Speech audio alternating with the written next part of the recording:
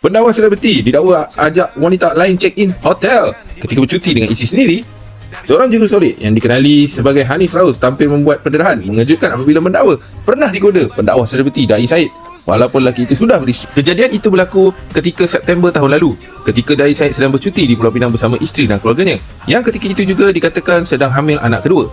Dakwanya, Dai Said mengajaknya datang ke Pulau Pinang dan meminta supaya mereka menginap di hotel yang sama, kononnya untuk memudahkan pertemuan. Hanis bagaimanapun mengesahkan dia tidak pernah berjumpa dengan Dai Said dan hanya berbalas mesej untuk melihat sejauh mana sikap lelaki itu. Dia juga mendakwa Dai Said sering memadam mesej perbualan, terutama apabila Hanis lambat membalas dipercayai bagi mengelak kecurigaan. Perkenalan mereka dikatakan bermula di media sosial apabila Hanis menjadi antara individu yang menyokong Dai Said ketika kes lamanya tular sebelum perbualan peribadi bermula.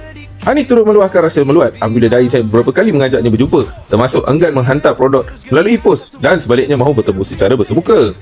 Pendedahan dibuat Hanis di akaun Threads miliknya bersama bukti perbualan. Setakat ini tiada maklum balas rasmi daripada Dai Said ataupun isterinya. Apa pendapat korang kalau